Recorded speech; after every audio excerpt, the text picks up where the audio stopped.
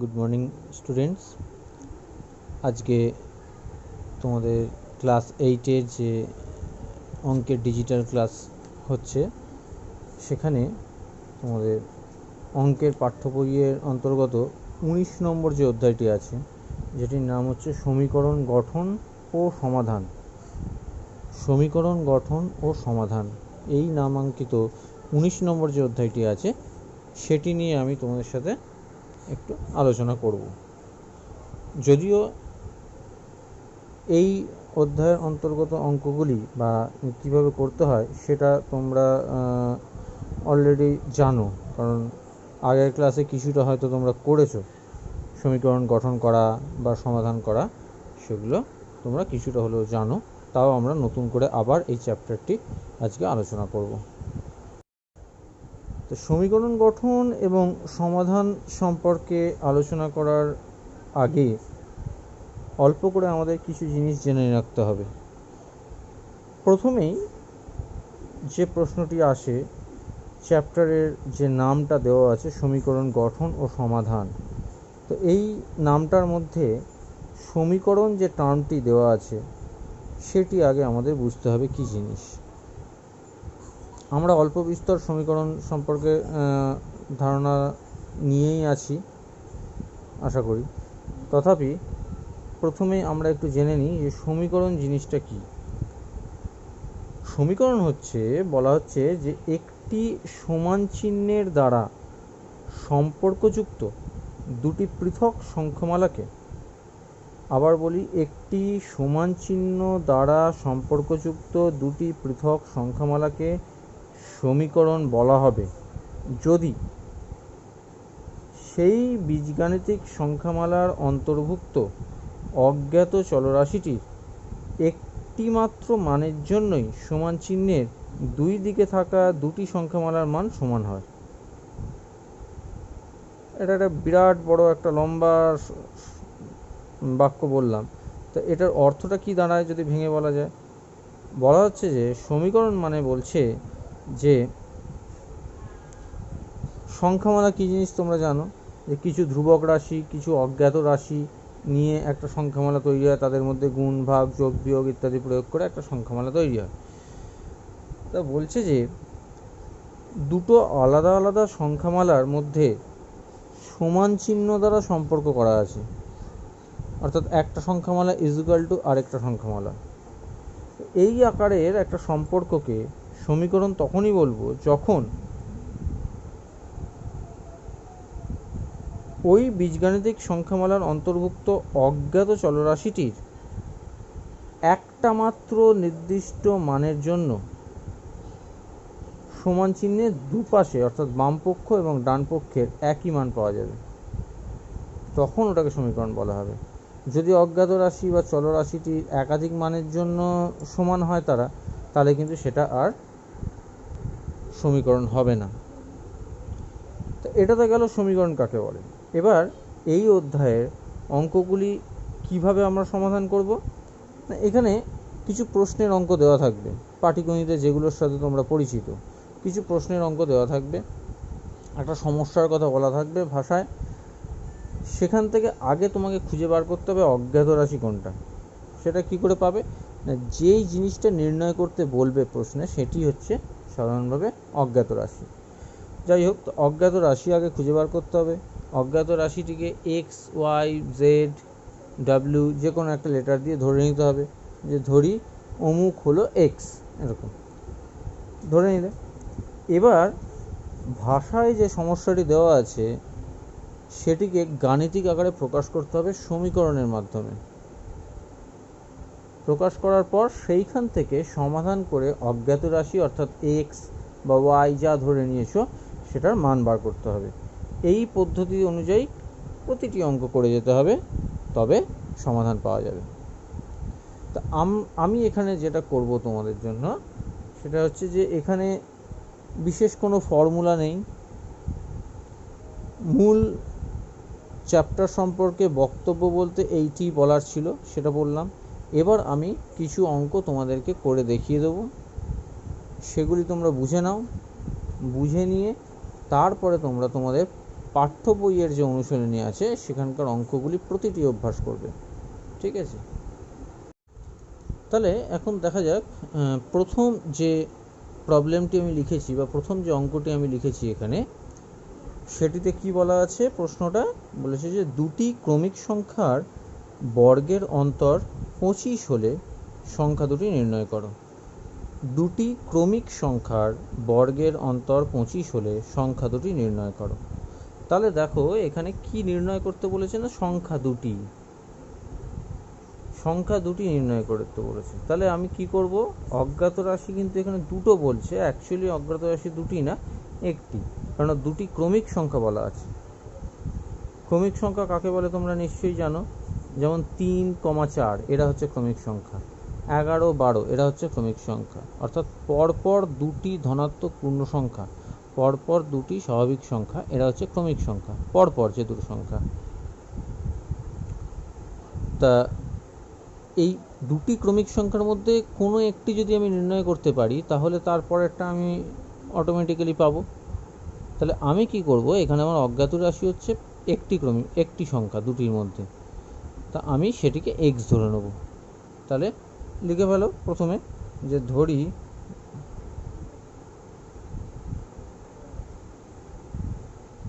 ক্রমিক সংখ্যা দুটির মধ্যে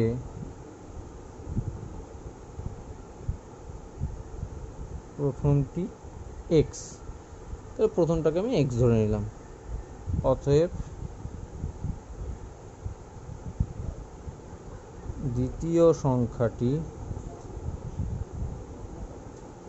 হবে, তাহলে দ্বিতীয় সংখ্যাটি কি হবে, একটা x হলে তারপরটা হয় x + 1, 3 হলে তারপরের ক্রমিক সংখ্যাটা হয় 3 + 1 মানে 4, 5 হলে তারপরের ক্রমিক সংখ্যাটি হয় 5 + 1 মানে 6, এরকম। তাহলে সংখ্যা দুটি আমি লিখে নিলাম x এবং x + 1। এবার কি বলেছে, ক্রমিক সংখ্যা দুটির বর্গের অন্তর 25। তাহলে আমি কি লিখব, অতএব প্রশ্নের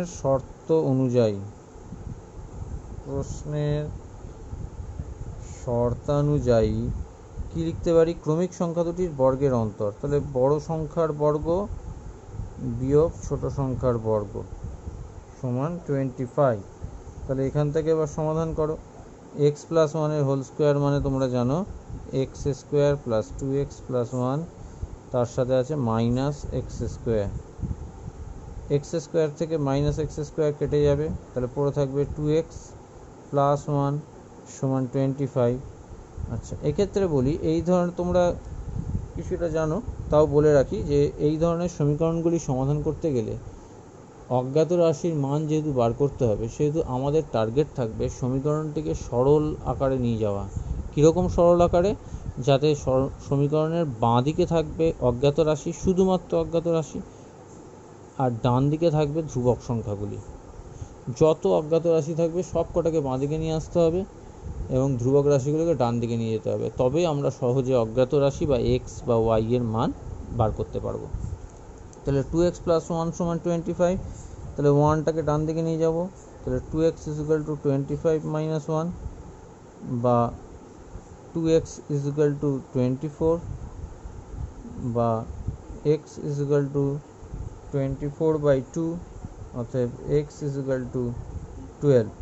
তাহলে আমরা লিখতে পারি অতএব x + 1 = 12 + 1 সমান 13। অতএব নির্ণেয় সংখ্যা দুটি হলো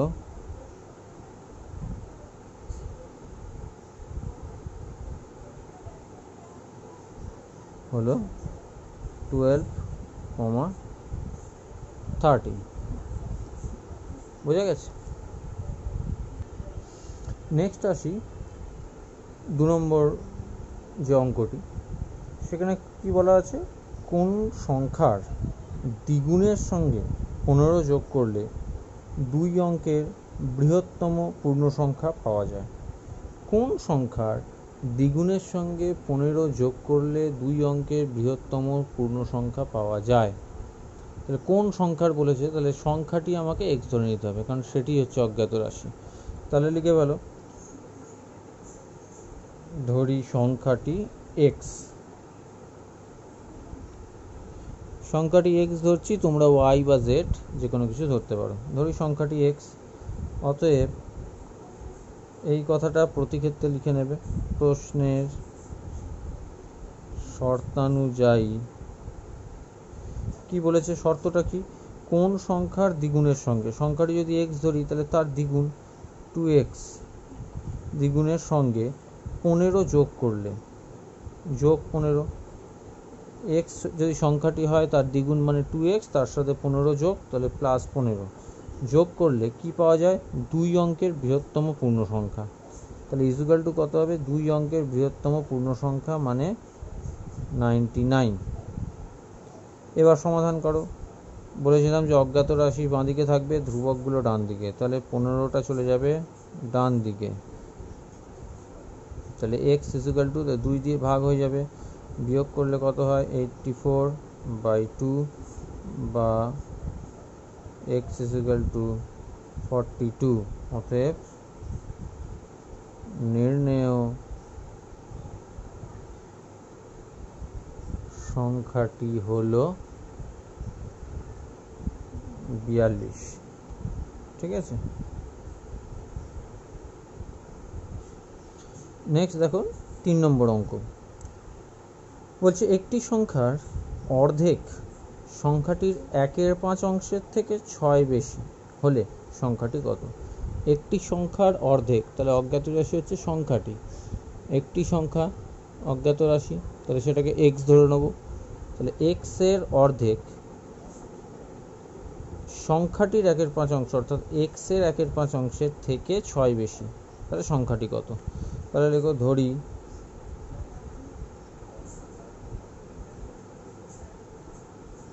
সংখ্যাটি এক্স, অতএব প্রশ্নের শর্তানুযায়ী কি বলেছে, সংখ্যাটির অর্ধেক, তাহলে এক্স এর অর্ধেক মানে x/2 ইজ ইকুয়াল টু কি, সংখ্যাটির 1/5 অংশের, এক্স এর 1/5 অংশ মানে x/5 থেকে 6 বেশি +6। তাহলে দেখো এখানে সমীকরণের বাঁ দিক ডান দিক দুদিকেই অজ্ঞাত রাশি আছে, তাহলে ডান দিকের অজ্ঞাত রাশিটাকে বাঁ দিকে নিয়ে আসতে হবে। তাহলে বা x/2 minus x/5 is equal two 6, ধ্রুবকটা ডান দিকে থেকে গেল। এবার বাঁ দিকে লসাগু করো, মানে 10, 5x মাইনাস 2x সমান 6, 10টা নিচে আছে, এটা কোনাগুনি গুণ হবে, ডান দিকে চলে যাবে। তাহলে 3x, 5x থেকে 2x বাদ দিলে 3x is equal to 10 into 6 বা x is equal to 10 into 6 divided by 3 সমান 60/3 সমান 20। অতএব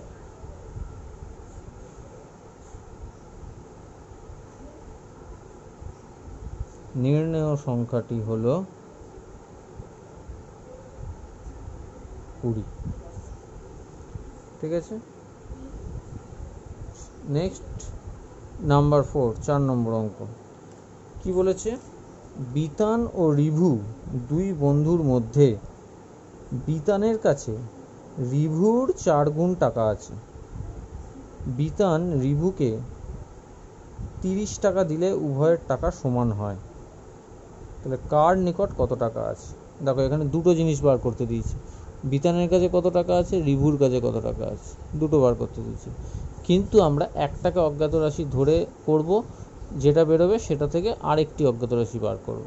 ঠিক আছে, তাহলে আরেকবার বুঝে নাও, দুটো বন্ধুর নাম বলেছে বিতান আর রিভু, দুজনের কাছে কিছু টাকা আছে, তার মধ্যে বিতানের কাছে কত টাকা আছে, রিভুর 4 গুণ টাকা আছে।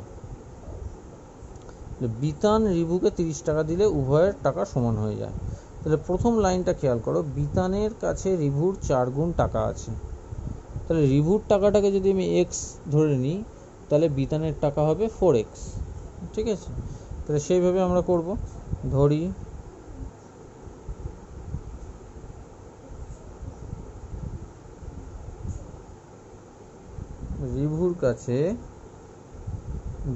রিভুর কাছে x টাকা আছে, অতএব বিতানের কাছে কত আছে? অতএব বিতানের কাছে এর 4 গুণ, তাহলে 4x টাকা আছে। হলো। এবার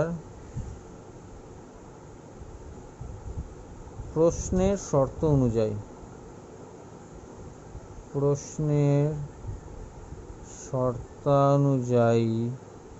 কি বলেছে?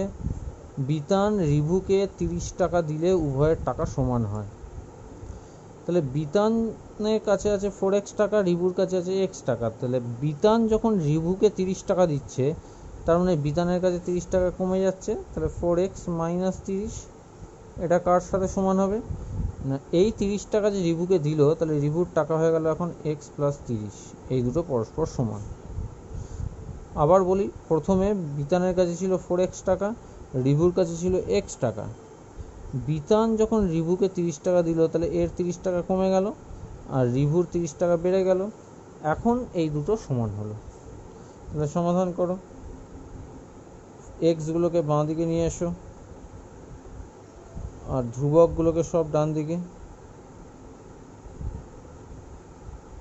3x is equal to 60 বা x is equal to 60/3, অতএব x is equal to 20, অতএব 4x is equal to 20 into 4, that is 80। তাহলে উত্তর কি লিখবে?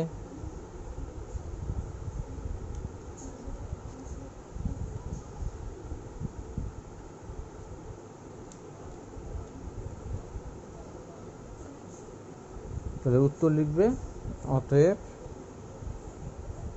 কার নিকট কত টাকা ছিল? অতএব রিভুর কাছে x টাকা ছিল, তাহলে 20 টাকা, রিভুর কাছে 20 টাকা এবং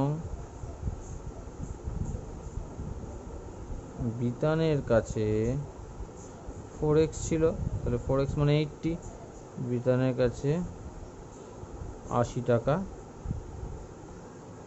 ছিল। ঠিক আছে। নেক্সট হচ্ছে 5 নম্বর যে প্রবলেমটা দেখো। এখানে বলা আছে যে এক ব্যক্তি 30 বছর বয়সে রাজা হয়ে জীবনের 5/11 কাল রাজত্ব করলেন। তিনি কত বছর রাজত্ব করেছিলেন? বলছে যে এক ব্যক্তি 30 বছর বয়সে রাজা হয়ে জীবনের 5/11 কাল রাজত্ব করলেন। তিনি কত বছর রাজত্ব করেছিলেন? তাহলে এখানে অঙ্কটা কিভাবে করব? এই অঙ্কটা একটু অন্যরকম হবে। এখানে বলা আছে 30 বছর বয়স অবধি তিনি রাজা হননি। জন্মের পর থেকে 30 বছর বয়স পর্যন্ত রাজা হননি। 30 বছর বয়স হয়ে যাওয়ার পরে তিনি রাজা হয়েছেন এবং জীবনের 5/11 কাল রাজত্ব করেছেন। তাহলে তিনি কত বছর রাজত্ব করেছিলেন? তাহলে এখানে অজ্ঞাত রাশি কোনটা না, কত বছর রাজত্ব করেছিলেন, এটা হচ্ছে অজ্ঞাত রাশি। কিন্তু আমরা এক্স কোনটাকে ধরবো এখানে না, আমরা এখানে এক্স ধরবো হচ্ছে রাজা কত বছর জীবিত ছিলেন সেটাকে। তাহলে লেখো, ধরি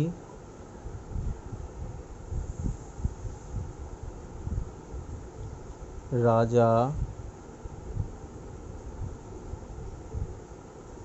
জীবিত ছিলেন এক্স বছর।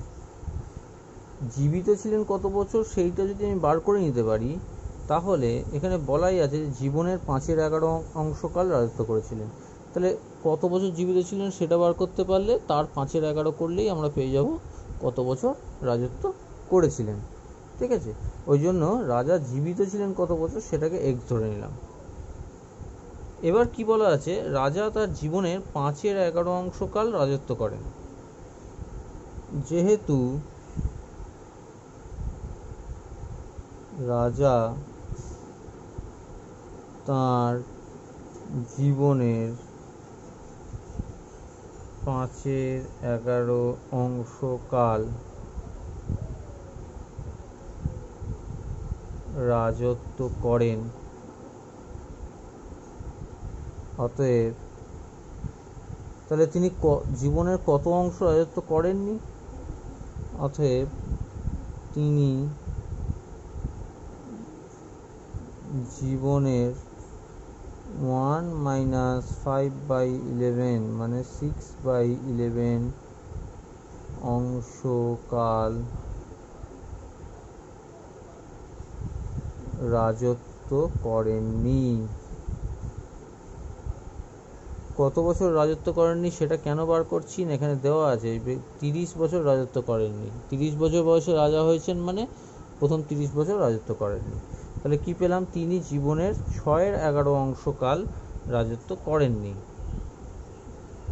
অতএব তিনি মোট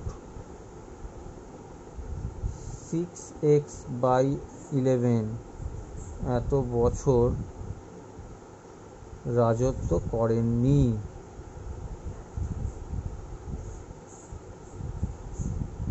কারণ আমি ধরে নিয়েছিলাম তিনি মোট 11x বছর বেঁচে ছিলেন, তাহলে x জীবন মানে x বছর, তাহলে জীবনের 6/11 অংশ রাজত্ব করেননি, তাহলে জীবনের 6/11 মানে 6x/11 এত বছর রাজত্ব করেননি। অতএব 6x/11 মানে কত? 30, বা x সমান 30 গুণ 11/6, কাটাকুটি করলে 5 × 11 মানে 55। তাহলে কি দাঁড়ালো? তিনি 55 বছর জীবিত ছিলেন। তাহলে তিনি কত বছর রাজত্ব করেছিলেন? জীবনের 5/11 অংশকাল রাজত্ব করেছিলেন। তাহলে 5x/11 সমান 5 × 55/11 সমান 5 × 5 সমান 25। অতএব উত্তর কি হবে? না, তিনি 25 বছর রাজত্ব করেছিলেন। বোঝা গেছে? নেক্সট হচ্ছে 6 নম্বর অঙ্ক। 6 নম্বর অঙ্কে কি বলা আছে? 6 নম্বর অঙ্কে বলা আছে এক ব্যক্তি তার দেনার 1/3 অপেক্ষা 200 টাকা বেশি পরিশোধ করল এবং তখনও যা শোধ করেছে তা অপেক্ষা 210 টাকা বেশি দেনা থাকলো। প্রথমে তার কত দেনা ছিল? তাহলে এখানে দেখো, এখানে অজ্ঞাত রাশি কোনটা? ওই যে লাস্টে দেওয়া আছে প্রথমে তার কত দেনা ছিল, সেটা হচ্ছে অজ্ঞাত রাশি, সেটাকে আমরা x ধরবো। এবার তারপরে কি বলা আছে? দেনার 1/3 অপেক্ষা 200 টাকা বেশি পরিশোধ করলো। মানে দেনা যদি x হয় তাহলে x এর 1/3 মানে x/3 প্লাস 200 এত টাকা পরিশোধ করলো, তখনও যা শোধ করেছে তা অপেক্ষা 210 টাকা বেশি দেনা থাকলো। তাহলে আমরা ধাপে ধাপে করি অঙ্কটা। ধরি প্রথমে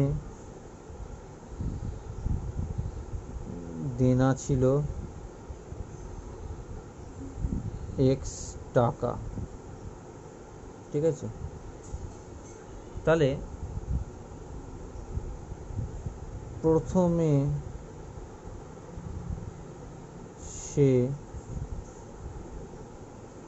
পরিশোধ করেছে কত? না কি বলা আছে? দেনার 1/3 অপেক্ষা 200 টাকা বেশি। সে পরিশোধ করেছে কত? x/3 প্লাস 200 এত টাকা। এবার কি বলেছে?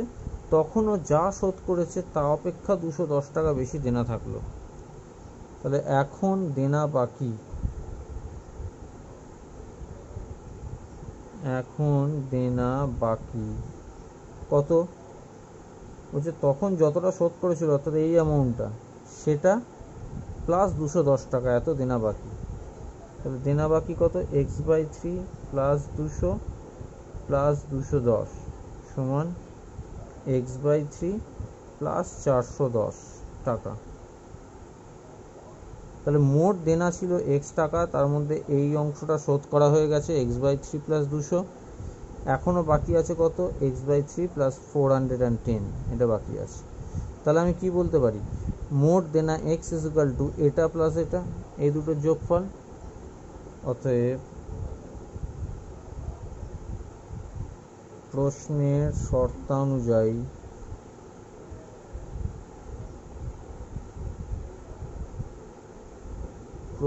শর্তানুযায়ী আমি কি লিখতে পারি?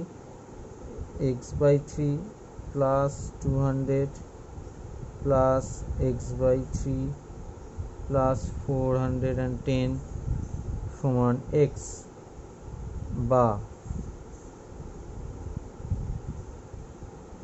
অজ্ঞাত রাশিগুলোকে বাঁ দিকে নিয়ে এলাম, ধ্রুবক সংখ্যাগুলোকে ডান দিকে নিয়ে গেলাম।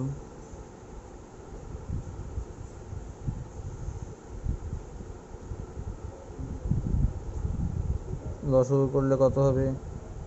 x plus x minus 3x is equal two minus 610, বা 2x মাইনাস 3x বাই 3 সমান মাইনাস 610, বা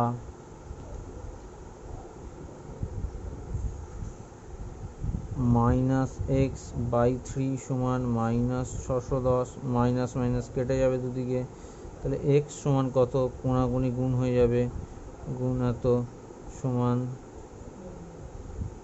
1830। তাহলে এক্সটা কি ধরেছিলাম? তার প্রথম দেনা। তাহলে আমি লিখতে পারি অতএব প্রথমে তার 1830 টাকা দেনা ছিল। হলো। এবার নেক্সট আসি 7 নম্বর অঙ্ক। 7 নম্বর অঙ্কে কি বলা আছে? খুব ভালো অঙ্কটা। বলছে কোনো সংখ্যাকে 53 দিয়ে গুণ করার বদলে একটি ছাত্র ভুল করে 35 দিয়ে গুণ করে ফেলেছে এবং সঠিক উত্তর থেকে 1206 কম উত্তর এসছে বা কম পেল। সংখ্যাটি কত? আরেকবার বুঝিয়ে বলি। তাহলে সংখ্যাটা নির্ণয় করতে হবে, তাহলে সংখ্যাটাকে এক্স ধরে নেবে। এবার বলছে যে ওই এক্সকে 53 দিয়ে গুণ করার কথা ছিল, কিন্তু একজন স্টুডেন্ট কি করেছে? 53-র বদলে 35 দিয়ে গুণ করে ফেলেছে। তাতে কি হয়েছে? 53 দিয়ে গুণ করলে অন্য একটা রেজাল্ট আসতো, কিন্তু 35 দিয়ে গুণ করার ফলে যে রেজাল্টটা পেয়েছে সেটা হচ্ছে যে আসল রেজাল্টের থেকে 1206 কম। তাই সংখ্যাটা নির্ণয় করতে হবে। তাহলে প্রথমেই সংখ্যাটাকে এক্স ধরে নাও। ধরি,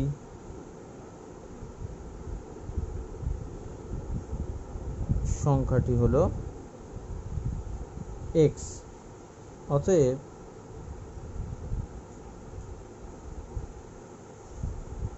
প্রশ্নের শর্তানুযায়ী কি বলতে পারি?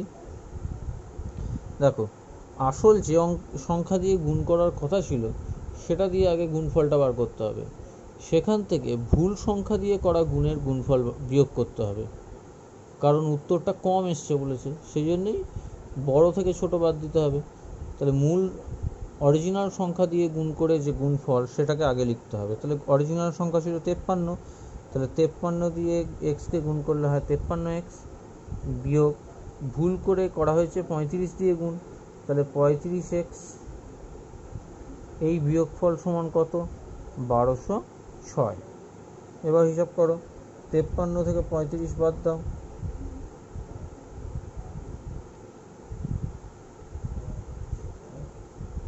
তাহলে 18 হবে। 18x সমান 1206। তাহলে এক্স ইজ ইকুয়াল টু কত? 1206 ভাগ 18। কাটাকুটি করো, 6 দিয়ে যাবে,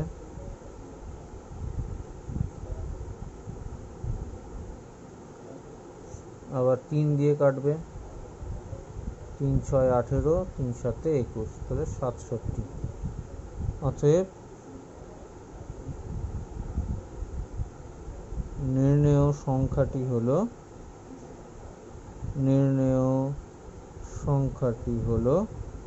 67। 7, এটাই অ্যান্সার। ঠিক আছে, তাহলে এরকম 7টা অঙ্ক তোমাদের একটু করে দেখিয়ে দিলাম। এবার আশা করি জিনিসটা ভালো করেই বুঝতে পেরেছো কীভাবে করতে হবে। খুব সহজ।